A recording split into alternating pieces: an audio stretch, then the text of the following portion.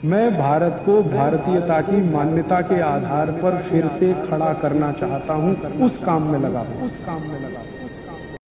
वो आपको जबरदस्ती ऑपरेट करता है। मैं आपको दो बातें कहना चाहता हूं कि कभी भी कोई डॉक्टर आपको कहता है कि हार्ट की आर्टरीज में, वेन्स में ब्लॉकेज है, 70% तक है, तब तो आप बिल्कुल हंसी खुशी रहिए, कोई चिंता की बात नहीं।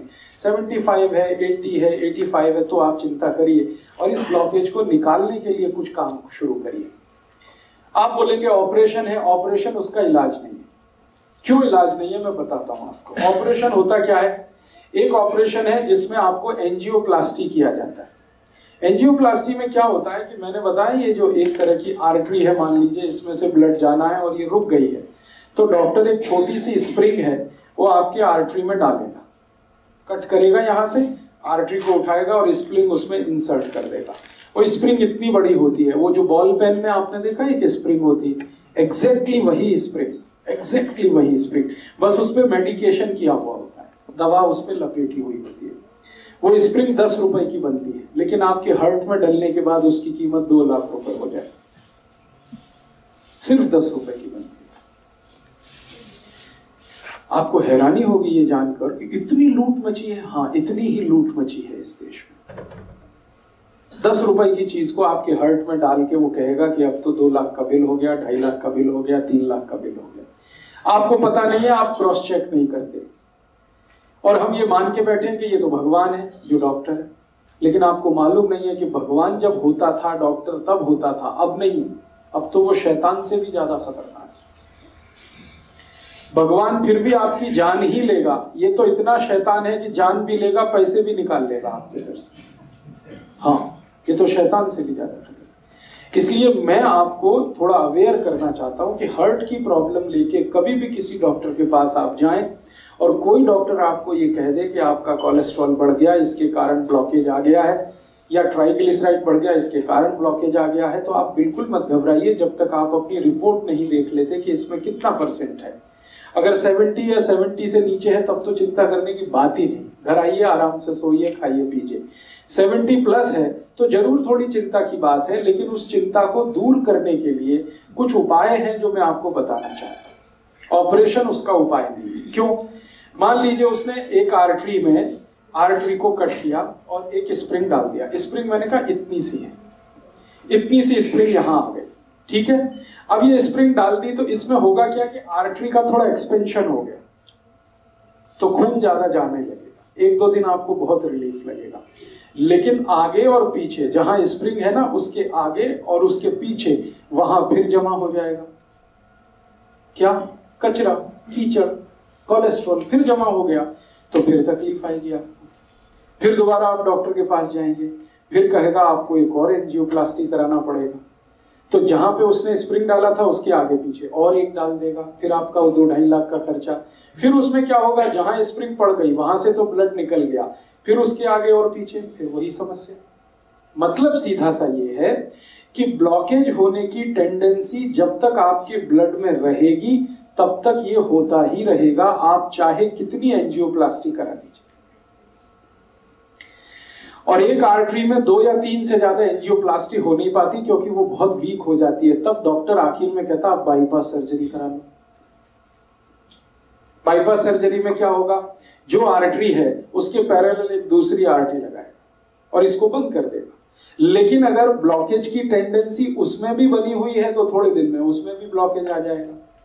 कीचड़ भरने की अगर नाली में टेंडेंसी है तो नाली कितनी भी नहीं बनाते रहो, कीचड़ भरने ही वाला है। आप कुछ ऐसी व्यवस्था करो कि पानी के साथ नाली में कीचड़ ही ना जाए, ब्लड में कोलेस्ट्रॉल बढ़े ही नहीं, ट्राइग्लिसराइड बढ़े ही नहीं। और कोलेस्ट्रॉल बढ़े तो वो बढ़े जो अच्छा वाला है, जिसको हम HDL कहते हैं। खराब वाला क्यों बढ़े, LDL और VLDL। तो मूल बात जो हमें समझने की है वो ये कि हार्ट की प्रॉब्लम में कभी भी आपको डायग्नोसिस कर दिया किसी डॉक्टर ने कि आपको हार्ट अटैक आने वाला है, हार्ट फेल होने वाला है, कार्डियक अरेस्ट होने वाला है क्योंकि आपकी आर्टरीज में यहां ब्लॉकेज है, यहां ब्लॉकेज है, तो इसमें चिंता नहीं करना है, चिंतन करना है। चिंता करेंगे आप, घबराएंगे, घबराहट में वो सारे पैसे आपके निकाल लेगा, क्योंकि यही आपका वीक पॉइंट है। आप चिंतन ये करिए कि मेरे ब्लड में जो खराब कोलेस्ट्रॉल है वो बढ़ क्यों रहा है, ये कम हो जाना चाहिए। अब ब्लड में खराब कोलेस्ट्रॉल बढ़ने से ही ब्लॉकेज है, तो खराब कोलेस्ट्रॉल बढ़ने के कारण जान लीजिए किन कारणों से खराब कोलेस्ट्रॉल बढ़ता है और किन कारणों से अच्छा कोलेस्ट्रॉल बढ़ता है। जिंदगी में जितने भी लोग डालडा खाते हैं, डालडा आप समझते हैं, वेजिटेबल ऑयल, ये डालडा सबसे खराब वस्तु है जो खराब कोलेस्ट्रॉल को बढ़ाती है। खराब कोलेस्ट्रॉल मैंने फिर बोला एलडीएल और वीएलडीएल। एलडीएल और वीएलडीएल आपके खून में सबसे ज्यादा तब बढ़ता है जब आप डालडा खाते हैं और रिफाइंड ऑयल खाते हैं और डबल रिफाइंड ऑयल खाते हैं, ट्रिपल रिफाइंड ऑयल खाते हैं। तो refined oil, double refined oil, triple refined oil, Dalda, ये 4 नाम हमेशा याद रखिए जो सबसे खतरनाक है आपकी जिंदगी के लिए। इनसे जुड़े हुए अगर प्रोडक्ट आपके घर में है, डालडा या डालडा का कोई भी प्रोडक्ट, XYZ ब्रांड नेम से आ सकता है। रिफाइंड ऑयल का कोई भी प्रोडक्ट XYZ नेम से आ सकता है, वो रुचि हो सकता है, वो सोया हो सकता है, वो गगन हो सकता है, वो पता नहीं क्या क्या नाम से हो सकता है। ये सब वो प्रोडक्ट हैं जो आपके शरीर में खराब कोलेस्ट्रॉल का निर्माण करते हैं। खराब माने LDL और VLDL, उसके कारण आपको ब्लॉकेज। तो क्या करना चाहिए? इमीडिएट आपको फैसला करना चाहिए कि भाई हमारे घर में डालडा नहीं आएगा, हमारे घर में कोलेस्ट्रॉल खराब बढ़ाने वाला कोई भी प्रोडक्ट नहीं आएगा। तो डालडा हटा दीजिए, अपने भोजन से डालडा निकाल दीजिए और रिफाइंड ऑयल भी निकाल दीजिए, डबल रिफाइंड भी ऑयल निकाल दीजिए। तो रिफाइंड और डबल रिफाइंड और डालडा निकालते ही आपका कोलेस्ट्रॉल घटना शुरू हो जाए इमीडिएट। और अगर आप चाहें तो 3 महीने ऐसा खाना खा के देख लीजिए जिसमें डालडा की 1 बूंद भी ना डाली गई हो और रिफाइंड और डबल रिफाइंड ऑयल ना इस्तेमाल किया गया हो। 3 महीने में वो डॉक्टर ही कह देगा अरे आपका तो बहुत कम हो गया LDL और VLDL। तो कारण आपको पता होना चाहिए। कारण सबसे बड़ा जो है बैड कोलेस्ट्रॉल, खराब कोलेस्ट्रॉल जो हार्ट अटैक लाता है, कार्डियक अरेस्ट लाता है, उसको लाने वाला जो प्रोडक्ट है, जो वस्तु है आपके रसोई में, वो डालडा है, रिफाइंड ऑयल है, डबल रिफाइंड ऑयल है। अब आप उल्टा कहेंगे कि डॉक्टर तो सब बोलते हैं रिफाइंड ऑयल खाओ, हार्ट की प्रॉब्लम से बचना है तो डबल रिफाइंड खाओ और अच्छा है। डॉक्टर इसलिए बोलते हैं कि उनका आपस में एक दूसरे के साथ जबरदस्त कनेक्शन है। रिफाइंड और डबल रिफाइंड ऑयल बेचने वाली कंपनियों का डॉक्टरों के साथ कनेक्शन है। डॉक्टर उनका जितना भी प्रिस्क्रिप्शन करेंगे, कंपनियों का धंधा चलेगा, कंपनियों का धंधा चलेगा तो डॉक्टरों का भी धंधा चलेगा। लोग जितना ज्यादा रिफाइंड और डबल रिफाइंड खाएंगे उतना हार्ट अटैक आएगा, उतना हार्ट अटैक आएगा तो डॉक्टरों की भी चांदी है, कंपनियों की भी चांदी है। इसलिए आप विज्ञापन देखकर टेलीविजन पर कभी भी जिंदगी के बारे में फैसला मत करिए। टीवी पर ऐसे ऐसे विज्ञापन आते हैं, कोई पत्नी अपने पति के बारे में बात करती हुई कहती है कि इनको तो ये तकलीफ है तो मैं उसी दिन से सोया वनस्पति ऑयल ले आई, तो ये ऑयल ले आई, तो वो ऑयल ले आई। बस यही खतरनाक, क्योंकि एक भी विज्ञापन सच नहीं होता और सच विज्ञापन करने की उनकी कोई जवाबदारी नहीं है, क्योंकि सरकार ने उनको झूठ बोलने का लाइसेंस दिया है। एक भी विज्ञापन सच नहीं होता और सच बात विज्ञापन में बताई नहीं जाती। तो आप टीवी विज्ञापन देखकर कभी भी ये डिसाइड मत करिए कि हमारे घर में क्या लाना है क्या नहीं लाना है। वो ऑयल के बारे में है तब तो बहुत कॉशियस नहीं। तो आप जैसे ही डालडा हटाएंगे, जैसे ही ये रिफाइंड और डबल रिफाइंड ऑयल हटाएंगे, 3 महीने आप देशी घी में खाना बना के खा लीजिए, देशी घी।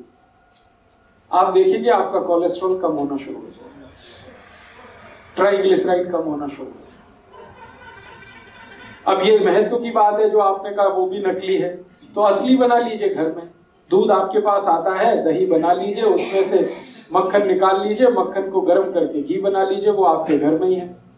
मेरा कहने का मतलब ये है कि आप घी के लिए देशी घी जितना ज्यादा खाएंगे बैड कोलेस्ट्रॉल उतना कम बनेगा, डालडा जितना खाएंगे बैड कोलेस्ट्रॉल उतना ज्यादा बनेगा, रिफाइंड और डबल रिफाइंड खाएंगे और ज्यादा बनेगा। तो पहली बात अपने जीवन में याद रखिए कि हार्ट से जुड़ी हुई किसी भी प्रॉब्लम में तेल तुरंत बदल दीजिए। फिर आप बोलेंगे अच्छा डालडा छोड़ दिया, तो डालडा छोड़ के घी पे आ जाइए। और घी में मैं आपसे कह चुका हूं कि गाय का हो तो बहुत अच्छा है। गाय का घी जिस पर 12 साल मैंने रिसर्च किया है, 1 ग्राम भी कोलेस्ट्रॉल नहीं बढ़ने देता। गाय के घी में ऐसी तासीर है। हाँ मैं बताता हूँ, एक मिनट। गाय का घी 12 साल तो मैं रिसर्च कर लिया, हजारों साल हमारे ऋषि मुनियों ने रिसर्च कर लिया। गाय का घी 1 ग्राम भी कोलेस्ट्रॉल किसी का बढ़ने नहीं देता, कितना भी खा लें, 1 ग्राम भी नहीं बढ़ने देता। बढ़ने देता है जो घी वो भैंस का है। तो जिनको हार्ट की प्रॉब्लम है उनको भैंस का घी तो छोड़ ही देना अच्छा है, गाय का घी कहीं से अरेंज करना। अब आप बोलेंगे गाय नहीं है तो गाय लाइए, गौशाला है पटियाला में, वो गौशाला वालों से निवेदन करिए, वो देशी गाय पालेंगे, आपको घी भी देंगे, दूध भी मिलेगा। ये सारी समस्याओं का समाधान हम कर सकते हैं। बात जो मोटी समझने की है वो गाय के घी की है। दूसरी जानकारी कि आपके घर में तेल एकदम शुद्ध लाइए। ये जो रिफाइंड तेल है ना ये छोड़ दीजिए, शुद्ध तेल लाइए। शुद्ध तेल कैसा? सरसों आपके बाजार में मिलती है, सरसों लेके जाइए, तेल निकालने वाली मशीन को दीजिए कि भाई मेरा तेल निकाल के दो। तो जिस कंडीशन में वो तेल निकाल के देता वही शुद्ध है। ज्यादा से ज्यादा उसको फिल्टर करा लीजिए। एक फिल्टर्ड ऑयल आता है और एक रिफाइंड ऑयल आता है। रिफाइंड ऑयल गलती से भी मत लाइए, फिल्टर्ड लाइए। फिल्टर माने छान के, बस इतना ही है, उसमें कुछ केमिकल मिक्सिंग नहीं है।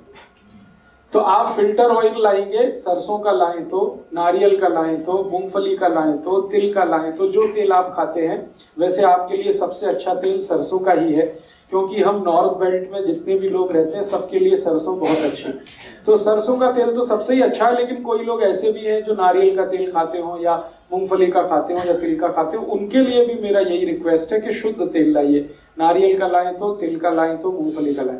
तो आप कहेंगे वो बहुत गाढ़ा होता है। मैं आपको एक जीवन का ऐसा सच बताना चाहता हूं जो डॉक्टर जानता है लेकिन वो बताता है। तेल जितना गाढ़ा होगा उतना अच्छा, दूध जितना पतला होगा उतना अच्छा। तेल जितना गाढ़ा होगा उतना अच्छा, दूध जितना पतला होगा उतना अच्छा। अब पतला दूध आपको चाहिए तो वो गाय पे ही मिलेगा, भैंस का तो नहीं मिलेगा। और गाढ़ा तेल चाहिए तो शुद्ध तेल ही गाढ़ा होता है, रिफाइंड तेल तो बिल्कुल पानी के जैसा है। तेल को जब शुद्ध रूप में हम प्राप्त करते हैं, फिर इसको रिफाइन करने के लिए जो केमिकल्स मिक्स किए जाते हैं वो खतरनाक है हार्ट के। वो सब हमारे एलडीएल और वीएलडीएल को बढ़ाने वाले हैं वो सारे। मेरे कुछ मित्र हैं जो डॉक्टर हैं, हार्ट स्पेशलिस्ट हैं, अलग अलग गांव में, माने अलग अलग शहरों में काम करते हैं। हम सबका एक ग्रुप है। हमने ग्रुप स्टडी किया पिछले 10 साल कि जिसके क्लिनिक में, जिसके पास भी हार्ट अटैक का पेशेंट आता है, ऑपरेट करने के पहले उसका पूरा हिस्ट्री लेना, तब ऑपरेशन करना। और हिस्ट्री में पहला ही सवाल हम पूछते हैं, तेल कौन सा खाते हो? तो 10 साल जितने भी मरीजों के बारे में हमने जानकारी इकट्ठी की, 90% मरीज वो थे जिनको हार्ट अटैक आया और रिफाइंड तेल खाते, और डबल रिफाइंड खाते उनको और जल्दी आता है। और जो मरीज हमको आके बोलते हैं कि जी हम तो शुद्ध तेल खाते हैं, प्योर तेल खाते हैं, वो सिर्फ 10% ही। माने 90% खतरा ज्यादा है हार्ट अटैक होने का जब आप रिफाइंड तेल खा रहे हैं, डालडा खा रहे हैं, डबल रिफाइंड खा रहे हैं। तो तेल बदल दीजिए, घी बदल दीजिए। डालडा की जगह देशी घी लाइए। देशी घी गाय का होगा तो बहुत अच्छा है, नहीं तो भैंस का ला रहे हैं तो मात्रा थोड़ी कम करिए, ज्यादा मत खाइए। जितना खा सकते, जितना पचा सकते हैं उतना ही खाइए। ये महत्व की बात है कि घी, देशी घी कभी भी गाय का होगा तो 1 ग्राम भी कोलेस्ट्रॉल नहीं बढ़ाएगा। इसमें आप बिल्कुल बेफिक्र रहिए, क्योंकि 10 साल मैं कर चुका हूं ये काम, और मुझसे पहले पुराने वैद्यों ने सैकड़ों साल ये काम करके देख लिया। हमारे पुराने जमाने का याद करिए, हमारे दादा दादी, नाना नानी आधा आधा कटोरी घी खाते थे, किसी को हार्ट अटैक नहीं था। हाँ, बस यही बात है महत्व की।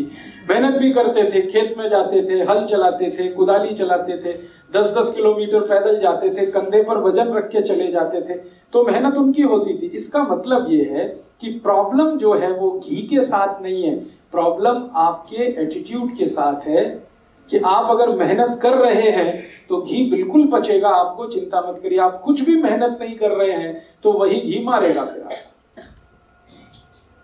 तो घी का कसूर नहीं है, कसूर आपका है। आप मेहनत नहीं करते। छोटे छोटे काम में भी हम मेहनत से अब चुराने लगे हैं अपना जी। ट्रैक्टर आ गया तब से तो और ज्यादा जी चुराना हमने शुरू कर दिया है।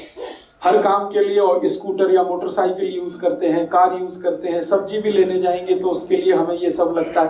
पैदल चलना हमारा इतना कम हो गया है, पहले बहुत पैदल चला जाता था, साइकिलें होती थी, पैदल चलते थे, तो ये सब फिजिकल वर्क पहले था, अभी बहुत कम है। तो इसमें घी का क्या दोष है? आप घी को गाली क्यों देते हैं? अपने को गाली दीजिए ना, हम मेहनत नहीं करते, हम निकम्मे हो गए, हम कामचोर हो गए, इसलिए ये प्रॉब्लम। इसमें घी का कोई दोष नहीं। घी का दोष तब आएगा जब आप मेहनत भी करें और उसके बाद भी आपका कोलेस्ट्रॉल बढ़े तब, लेकिन ऐसा कभी हुआ नहीं आज तक। मेहनत करने वालों को घी बहुत अच्छे से डाइजेस्ट होता है। तो इसलिए आप घी तो रखिए, देशी घी अपने घर में, रसोई में। डालडा निकालिए, रिफाइंड और डबल रिफाइंड हटाइए, तो तुरंत आपका कोलेस्ट्रॉल घटना शुरू हो जाएगा। दूसरी एक जानकारी मैं कल दे चुका हूं, आपको रिपीट कर रहा हूं, जैसे ही नमक बदल देंगे आपका कोलेस्ट्रॉल कम हो जाएगा। नमक कल मैंने बताया, समुद्री नमक छोड़कर आप सीधा नमक पे आ जाएंगे, काले नमक पे आ जाएंगे, कोलेस्ट्रॉल अपने आप गिरने लगेगा, ट्राइग्लिसराइड गिरने लगेगा। तो ये दूसरी बात याद रखिए। और तीसरी बात ये याद रखिए कि जितनी ज्यादा छिलके वाली दाल और छिलके वाली सब्जियां खाएंगे उतना ही कोलेस्ट्रॉल आपका घटता चला जाएगा। छिलके वाली दाल और छिलके वाली सब्जियां, जैसे लौकी है, तोरई है, टिंडा है, कद्दू है, करेला है, इन सब सब्जियों में हम छिलका उतारते हैं। ये मत उतारिए, छिलका उतारना बंद कर दीजिए, क्योंकि सब्जियों का सबसे ज्यादा प्रोटीन छिलके में है और फाइबर भी छिलके में। तो आप छिलके वाली सब्जियां खाइए। जिनको भी हार्ट की प्रॉब्लम है, ये सब बात उनके लिए हो रही है, सब के सब छिलके वाली सब्जियां खाएं। आलू भी छिलके के साथ खाएं तो अच्छा है, आलू का भी छिलका ना होता है। तो आप कहेंगे फिर स्वाद नहीं लगेगा, लगेगा। आलू को उबालें और उबालकर सब्जी में डालें, छिलका ना उतारें तो भी स्वाद लगे। तो आलू है, गोभी है, पत्ता गोभी है, या तो पत्ता गोभी और गोभी का जो छिलका समझते हैं, वो जो डंठल होते हैं, छोटे छोटे पीस काट के आपकी सब्जी में रखिए, उनको बहुत काम की चीज है। जो आप निकाल देते हैं वो बहुत काम की चीज है। करेले का छिलका कभी मत उतारिए, लौकी का मत उतारिए, तोरई का मत उतारिए, कद्दू का मत उतारिए। ज्यादातर सब्जियां छिलके वाली खाना शुरू कर दीजिए, कोलेस्ट्रॉल अपने आप घटने लगेगा, खराब होगा। हाँ, मैं आपको वो भी बता दूंगा, आप उसकी चिंता मत करिए। छिलके वाली सब्जियां भरपूर खानी है, छिलके वाली दालें खानी है। मूंग की दाल खानी है तो छिलके वाली, उड़द की दाल खानी है तो छिलके वाली, माँ की दाल खानी है तो उस पर छिलका रहे, अरहर की दाल में छिलका, माने बिना पॉलिश की हुई दाल छिलके वाली। और चावल भी आप खाइए, वो भी छिलके वाला। चावल एक आता है छिलके वाला, एक बिना छिलके वाला। जो छिलके वाला चावल है वो रेड कलर का होता है, हल्के से लाल रंग का होता है, उस पर पॉलिश नहीं होती। तो बिना पॉलिश किया हुआ चावल खाइए, बिना पॉलिश की हुई दाल खाइए। हाँ, पकेगा। कैसे पकेगा, तरीका मैं बता देता हूँ। हाँ, ब्राउन राइस जिसको आप कहते हैं, वो छिलके सहित होता है, इसलिए ब्राउन है। वो बहुत अच्छे से पकता है। कैसे पकता है? चावल को पकाते समय थोड़ा 2 बूंद घी डाल दीजिए, बहुत अच्छे से पकता है, बहुत अच्छे से पकता है। या चावल पकाते समय थोड़ा नींबू निचोड़ दीजिए उसमें, बहुत अच्छे से पकता है। एक एक दाना उसका खिला अलग रहता है। तो छिलके वाला चावल, छिलके वाली दालें, छिलके वाली सब्जियां, ये सब खाना है हर उस मरीज को जिसको कोलेस्ट्रॉल बढ़ा है, हार्ट के अटैक आने की संभावना है, या आर्टरीज और वेन्स में कचरा जमा हो। 3 बातें हुई। चौथी बात और एक जानकारी दे दूं कि जो रोटी आप खा रहे हैं, रोटी मोटे अनाज की खाइए। जितना मोटा अनाज उतना ही हार्ट के लिए अच्छा। जैसे मक्की है, बहुत अच्छी है हार्ट के लिए। बाजरी है, बहुत अच्छी है हार्ट के लिए। ज्वारी है, बहुत अच्छी है हार्ट के लिए। गेहूं उतना अच्छा नहीं है हार्ट के लिए। अगर गेहूं खाना ही है तो अकेला गेहूं मत खाइए, उसमें मिक्स करिए। क्या मिक्स करें? थोड़ा चना मिक्स कर दीजिए, थोड़ा सोयाबीन, थोड़ी ज्वारी, ऐसी चीजें मिक्स करिए जो मोटे अनाज में आती है। फिर उसकी रोटी बनाइए। मिस्सी रोटी कहते हैं, या क्या रोटी कहते हैं? मिस्सी रोटी, यस, वो खाइए आप। गेहूं की रोटी कभी भी मत खाएं, ना खाएं वो सभी पेशेंट जिनको हार्ट की प्रॉब्लम है। मिस्सी रोटी खाएं, मोटी रोटी खाएं। और जब गेहूं आप पीसने के लिए लेके जाते हैं चक्की पर और गेहूं के साथ बहुत सारी चीजें, तो उसको बोल करके मेरा आटा मोटा पीसो, बारीक मत पीसो। और बिना रोले तो हाँ, मेरा आटा मोटा पीसो, बारीक मत पीसो। और वो आटा घर में लाके कभी भी छलनी से छानना नहीं, क्योंकि उसकी जो चोकर आपने निकाल दी वही आपके हर्ट को बचाने वाली है। जो ऊपर के छिलके हैं, जो चोकर है, वही आपके खून को पतला करती है। तो इसलिए इस तरह से आप अपने लाइफ को थोड़ा एडजस्ट करिए। अगर हर्ट की प्रॉब्लम, अगर आपने ये सब शुरू कर दिया और थोड़ी 2-3 चीजें और अगर कर सकें तो बहुत अच्छा है। शाम को मैंने कहा खाने के बाद कम से कम 1000 कदम पैदल चलना, आपको वॉकिंग करना शाम को बहुत जरूरी है। दोपहर के खाने के बाद आराम करना बहुत जरूरी है, थोड़ा वज्रासन में बैठना बहुत जरूरी है। ये सब करते हुए अगर आपने अपने आप को ढाल दिया तो मैं आपको स्टाम्प पेपर पे लिख के देता हूं, जिंदगी में कभी भी हार्ट अटैक नहीं आएगा, कितना भी कोलेस्ट्रॉल बढ़ा हुआ रहने दो। और लगातार आप इस हैबिट में आ जाएंगे जो मैं बता रहा हूं, तो आपका 6-8 महीने में कोलेस्ट्रॉल अपने आप ही खत्म हो जाएगा। आप हैरान हो जाएंगे कैसे हो गया, आपने फूड हैबिट्स थोड़ी सी चेंज की, वो हो गया। जो खराब कोलेस्ट्रॉल बढ़ाने वाली चीजें हैं वो हटाते गए, और जो अच्छा कोलेस्ट्रॉल बढ़ाने वाली चीजें हैं उनको बढ़ाते गए, आप ठीक हो गए। तो बिना मेडिसिन के, बिना ट्रीटमेंट के, बिना ऑपरेशन के आप अपने हार्ट की प्रॉब्लम को ऐसे ठीक करें।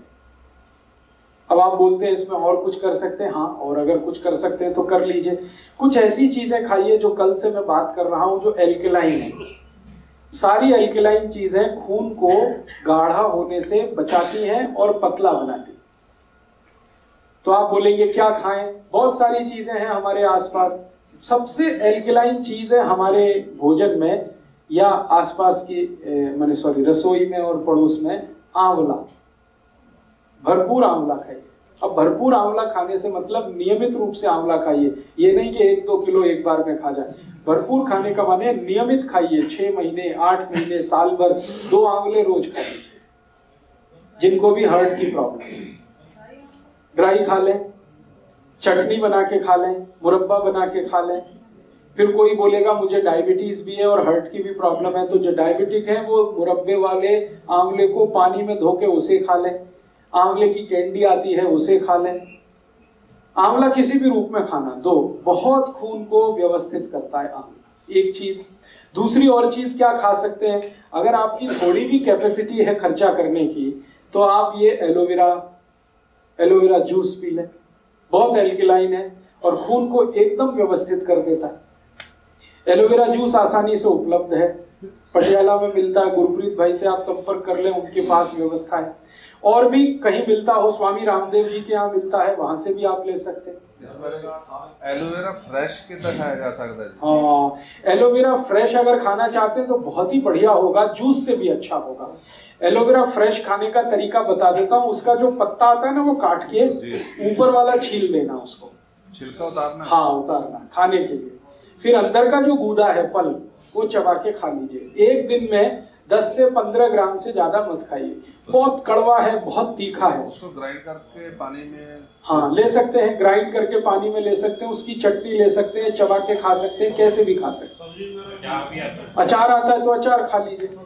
एक सर, उसका जो छिलका है, दूसरी चीजों का तो छिलका खाना है। हाँ, एलोवेरा का छिलका ही एक है जिसको आप डाइजेस्ट नहीं कर सकते।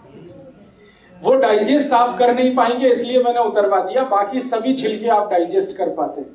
तो एलोवेरा का गूदा ले लीजिए। ऐसे ही हमारे पास बहुत एल्कलाइन चीज है, गाजर। अभी 4 महीने गाजर का सीजन आ गया, खूब गाजर खा लीजिए। माने नियमित रूप से, खूब जहां भी मैं शब्द इस्तेमाल करूंगा, नियमित रूप से 3-4 महीने खा लीजिए। 2 गाजर रोज, 3 गाजर रोज चबा के खा लीजिए। बहुत एल्कलाइन है गाजर। मूली है जी, डायबिटीज वाले जरूर खा लें। भगवान का बनाया हुआ कोई भी मीठा पदार्थ डायबिटीज वाले खूब खाएं। आदमी का बनाया हुआ कुछ ना खाएं। ये सारी खतरनाक बीमारी आदमी के बनाए हुए मीठे पदार्थ में, जिसमें वो चीनी डाल देते। गाजर भगवान की बनाई है, आप खूब खाएं जी। जूस के लिए उसके प्रिस्क्राइब है बॉटल के ऊपर 30 ml to 50 ml आप ले। 30 ml की तो जरूरत नहीं है, वो उन्होंने प्रेस्क्रिप्शन दिया है, शायद वो बहुत हाई डिग्री किसी पेशेंट को ध्यान में रख के। मैं आपको कह रहा हूं कि 10 से 15 ml ही पर्याप्त है। 30 ml बहुत ज्यादा है, नॉर्मल आदमी के लिए ठीक नहीं। वो बोतल पे इसलिए भी लिखा गया है कि बिके, सब जगह बेचने का प्रॉब्लम आ गया ना। तो आपको तो मैं बता रहा हूं उस हिसाब से कि न्यूनतम दवा लेके या बिना किसी दवा के आप अपनी जिंदगी को कैसे मैनेज कर सकते। तो एल्कलाइन चीजें हैं, गाजर है, आंवला है, टमाटर है, पत्ता गोभी है, फिर बंद गोभी है, फिर ये आपके पास मूली है, फिर चौलाई है, फिर सरसों है जो आजकल साग के रूप में, ये सब एल्कलाइन है, सब हार्ट के लिए टॉनिक है ये सब। तो इन चीजों का इस्तेमाल करते हुए भोजन में देशी घी या तो शुद्ध तेल का इस्तेमाल करते हुए, नमक बदलते हुए आप चल पड़िए जिंदगी के रास्ते पर। एक बार अगर अटैक आ चुका है पुराने किसी समय में, दोबारा कभी नहीं आएगा।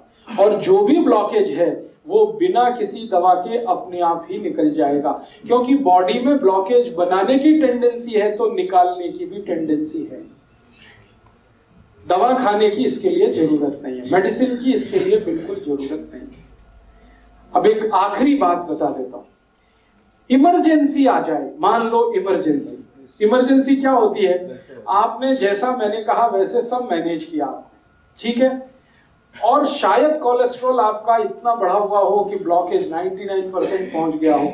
उस कंडीशन में उसको रिड्यूस होने में 6-8 महीने लगते हैं। इस बीच में कभी इमरजेंसी आ गई तो, इमरजेंसी माने अटैक ही आ गया मान लो, तो भी घबराइए मत। मैं आपको एक जानकारी देना चाहता हूं कि 99% पेशेंट में ऑटोमेटिक बाईपास होता है। भगवान ने ऐसी व्यवस्था बनाई है शरीर में, ऑटोमेटिक बाईपास होता है। डॉक्टर नहीं करता, खुद ही होता है। कैसे होता है? मान लो मैं थोड़ी देर फिर पुरानी बात पे आता हूं। ये एक आर्टरी है, ये पूरी तरह से बंद हो गई, अब इसमें से ब्लड सप्लाई नहीं हो रहा है।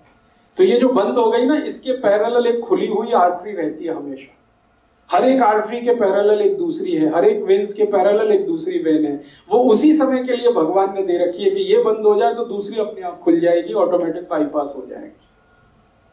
इसलिए घबराइए मत, डरिए, भगवान ने बहुत सुरक्षा बनाई है आपके लिए। अब जान के रखिए इस बात को कि हो सकता है ऑटोमेटिक बाईपास हो जाए और आप डॉक्टर के यहाँ एडमिट हो, डॉक्टर को भी मालूम है कि इनका बाईपास हो चुका है, फिर भी वो कहेगा कि आपको तो बाईपास करना है, तो वो यहां से काट के फिर सिल देगा और कहेगा मैंने बाईपास कर दिया, मुझे पैसे दे दो। और हो सकता है उसने कुछ नहीं किया हो, क्योंकि बाईपास तो ऑटोमेटिक हो चुका है। ये सभी की शरीर में होता है, हर एक व्यक्ति के शरीर में होता है। हृदय की व्यवस्था ऐसी भगवान ने बनाई। तो ऑटोमेटिक बाईपास 99% केसेस में होता है। 1% केस में नहीं हो पाता जब हार्ट फेल हो जाता है, उसी समय नहीं हो पाता। बाकी तो अटैक में तो होता ही है, इसलिए वहां भी ऑपरेशन की जरूरत नहीं है। हाँ, एक चीज जरूर ध्यान रखिए कि मान लीजिए इमरजेंसी है, आपको बहुत तेज पेन हो रहा है, एंजाइना का माने अटैक का, रात के 2:30-3 बजे के आसपास ही ये आता है। क्यों आता है वो जानना बहुत इंटरेस्टिंग है। शरीर के जितने ऑर्गन्स है ना, इंटरनल ऑर्गन्स, हार्ट है, किडनी है, लीवर है, इन सब का वर्किंग जो काम करने का एक खास समय है। एक खास समय पर हार्ट बहुत ज्यादा काम करता है, एक खास समय पर किडनी ज्यादा काम करती है, एक खास समय पर लीवर ज्यादा काम करता है। उसकी मैंने लिस्ट दी है, बाहर एक किताब है, 2 किताबों में ये लिस्ट है पूरी। आपका स्वास्थ्य आपके हाथ और अहिंसात्मक चिकित्सा, 2 किताबों में हर एक ऑर्गन का टाइम पीरियड मैंने दिया हुआ है कैलकुलेट करके कि ये हार्ट है, इसके काम करने का समय ही है 2:30 बजे से 4:30 बजे तक। ये ज्यादा काम करता है, बाकी समय काम नहीं करता ऐसा नहीं है, कम करता है। इसी तरह किडनी का समय है, इसी तरह लीवर का समय। तो जब ज्यादा काम करने का समय है हार्ट का, अटैक उसी समय आएगा। तो ज्यादातर अटैक 99% सुबह 2:30 बजे से 4:30 बजे के बीच में ही आते हैं। उस समय के लिए क्या करें? बहुत तेज पेन होगा, बहुत तेज तकलीफ आएगी, तो मैं आपको एक दवा का नाम बताता हूं, वो सब नोट करके रखें। ये रामबाण दवा है, बहुत सस्ती आती है, होम्योपैथी की दुकान में ये मिलेगी। इस दवा को आप इस्तेमाल करें जैसे सॉर्बिट्रेट इस्तेमाल करते हैं। सॉर्बिट्रेट के बारे में आप जानते हैं, गोली है जो जीभ के नीचे डॉक्टर कहता है रख लो। ये एक दवा ऐसी ही है होम्योपैथी में, वो बिल्कुल ऐसे ही काम करती है। आपको मरने से तो बचा ही लेगी। उस दवा का नाम है एकोनाइट, ACONITE,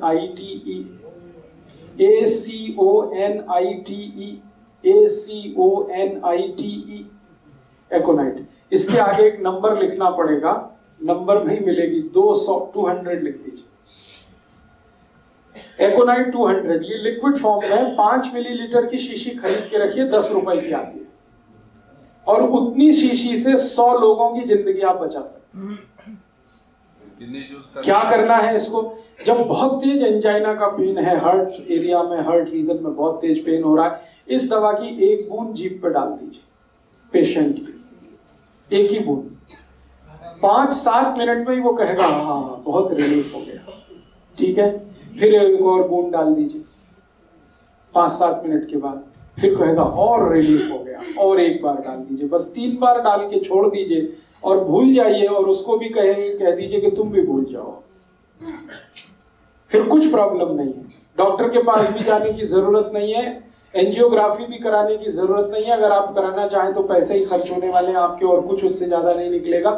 आपने उसको रोक लिया मरने से। अब क्या करना है वो मैं पीछे सब बता चुका हूं। उसका घी बदलवाइए, उसका तेल बदलवाइए, उसका दूध बदलवाइए, भैंस का पी रहा है तो गाय का लाइए, घी ला रहा है तो गाय का लाइए, फिर उसको कहिए नमक बदलो, फिर छिलके वाली दालें शुरू करो, छिलके वाली सब, ये सब उसको शुरू कर दीजिए उसकी डाइट, और 5-6 महीने के बाद वो बिल्कुल नॉर्मल हो जाए। 5 to 7 मिनट्स, एक ड्रॉप डाला 5 to 7 मिनट, दूसरा डाल दिया 5 to 7 मिनट, तीसरा डाल दिया, बस 3 ड्रॉप डाल के छोड़ दें। ये एक छोटी सी जानकारी मैंने आपको हार्ट और हार्ट से होने वाली प्रॉब्लम्स के बारे में दी है। अब एक आखिरी जानकारी और दे देता हूं कि हमारे रसोई घर में एक बहुत अच्छी मेडिसिन है जो इन सब काम को बड़े आसानी से करती है। हार्ट में अगर ब्लॉकेज आ गया तो उसको निकालेगी, कोलेस्ट्रॉल बढ़ गया है तो उसको घटाएगी, कचरा जमा हो गया खून में तो उसको साफ करेगी। उस मेडिसिन का नाम है मेथी दाना। मेथी दाना बारीक, ये जो मेथी दाना है पीला पीला होता है, खाने के बाद देखेंगे तो बहुत कसेला होता है, कड़वा होता है। ये बहुत अच्छा टॉनिक है हार्ट के लिए। मेथी दाना नियमित रूप से हर उस पेशेंट को देना है जिसको अटैक आने की संभावना है या आ चुका है। एकोनाइट तो दे ही दिया, वो तो उस समय के लिए बच गया, भगवान की दुआ हो गई उसके ऊपर, ऐसा समझ लो। हाँ, जो बारीक होता है वो काम का है, जो बड़ा वाला है वो अचार के काम का है। छोटा मेथी दाना वही काम का है। अब इसको खाना कैसे है?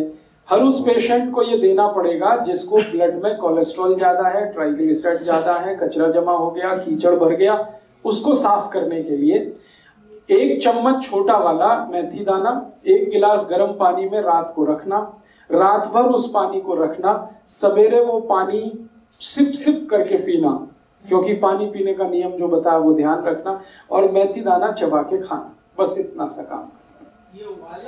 नहीं, बिल्कुल नहीं।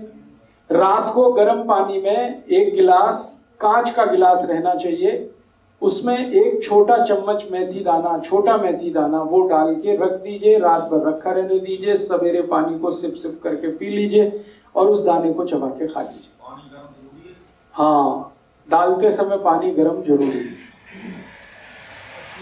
दोबारा पीते वक्त पानी गर्म करने की जरूरत नहीं, क्योंकि वो मेथी से ही बहुत गर्म हो चुका है, तासीर बदल जाती है उस पानी की, रंग बदल जाता है, आप देखेंगे पानी पीला हो जाएगा। लगभग 3 से 4 महीने लगातार, 90 से 120 दिन लगातार। फिर क्या करना है? 90% केसेस तो इतने में ही ठीक हो जाते हैं, 90 से 120 दिन में। लेकिन 10% केसेस ज्यादा कॉम्प्लिकेटेड है तो उनको शायद ज्यादा चलाना पड़ेगा। तो मेथी दाने का एक नियम है, वो ये कि 90 से 100 दिन देने के बाद 15-20 दिन के लिए उसको ब्रेक दे दीजिए, 15-20 दिन के लिए, और फिर वापस 90 दिन चला सकते हैं। तो 2 बार से ज्यादा शायद रिपीट मैंने आज तक किसी पेशेंट को नहीं किया, 2 रिपीटिशन में ही सब क्लियर कर देते। अब मेथी दाने में कुछ ऐसे केमिकल्स हैं जो खून को बहुत अच्छे से साफ करते हैं। साफ माने खून में जो कीचड़ वाला हिस्सा है, बैड कोलेस्ट्रॉल, वो सब खत्म कर देते हैं मेथी दाने के केमिकल्स। तो ये हमारे रसोई की बहुत अच्छी एक दवा है।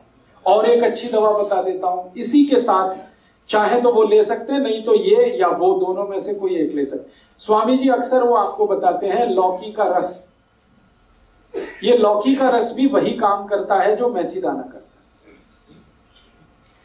लौकी का रस आप जानते हैं, छिलका नहीं उतारना, लौकी के छोटे टुकड़े करके कद्दूकस में पीस के उसमें या मिक्सर में पीस के रस निकाल लेना। उस रस में तुलसी पत्ता, धनिया पत्ता और पुदीना पत्ता, ये कम से कम 5 से 10 तीनों, 5 पत्ते धनिया, 5 पत्ता पुदीना, 5 पत्ता तुलसी, या 10 पत्ते धनिया, 10 पत्ता पुदीना, 10 पत्ते तुलसी, ये तीनों मिक्स करके चटनी बना के, चटनी माने उसमें कुछ मिलाना नहीं, खाली पीसना, पीस के उसको रस में मिलाना, लौकी के रस में। और इस रस की मात्रा 1 कप, 1 कप माने 150 ml। फिर से रिपीट करता हूं, लौकी का रस निकालना है बिना छिलका उतारे, और उसमें 5 से 10 पत्ते धनिए का, 5 से 10 पत्ते पुदीने का, 5 से 10 पत्ते तुलसी का, तीनों पीस के डालना है। 1 कप रस होगा और इसमें तीनों पत्ते पीस के डाल दिए। अब ये पीना है।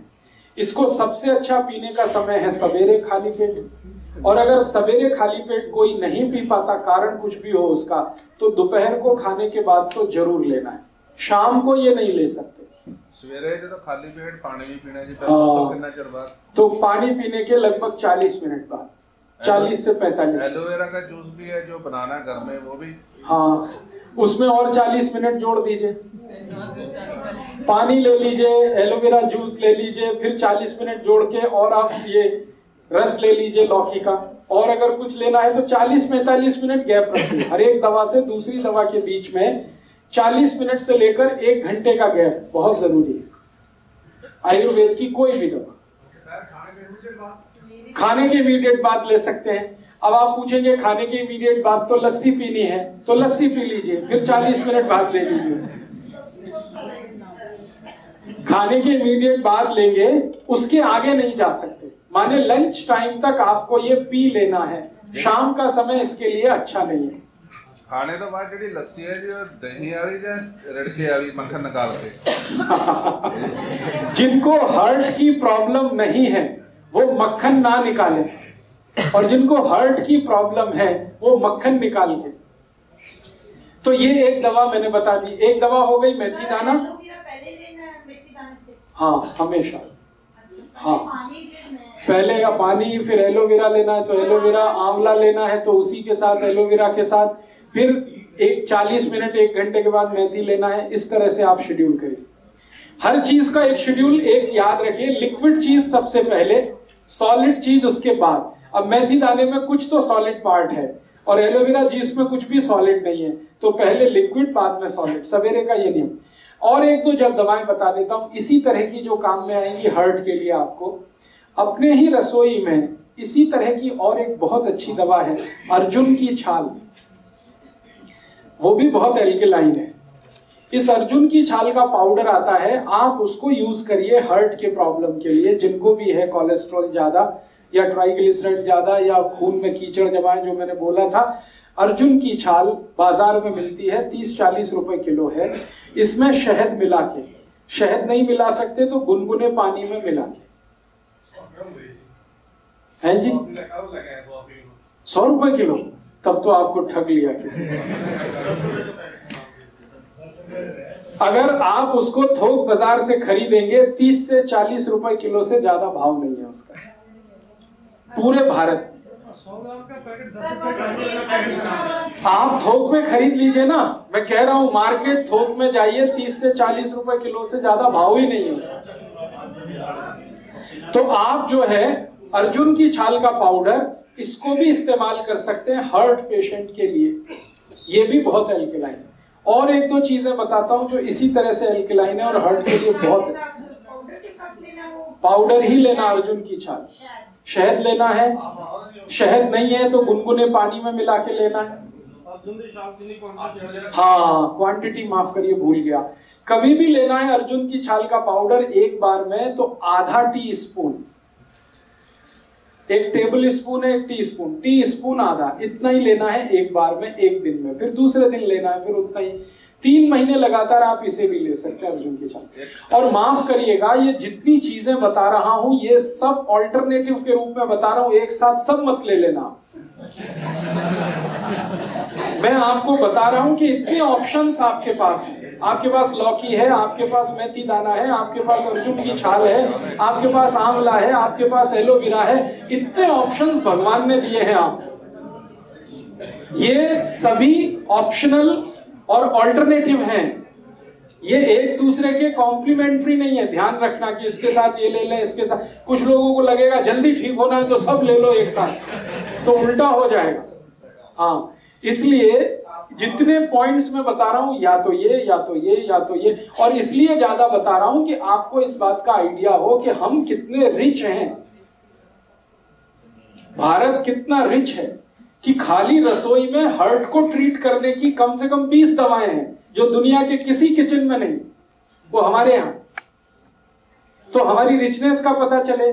और दूसरा, हमारे पुराने बुजुर्ग दादा दादी नाना नानी जो कहते रहे हैं उस पर आपका भरोसा बढ़े, इसलिए ये सब इतनी बता, वरना एक बता के मैं छोड़ देता कि इतना ही काफी है। दोस्तों, सबसे पहले तो चैनल सब्सक्राइब करें, फिर लाइक, कमेंट और शेयर करें। और हाँ, हमारा एंड्रॉयड ऐप डाउनलोड करना ना भूलें।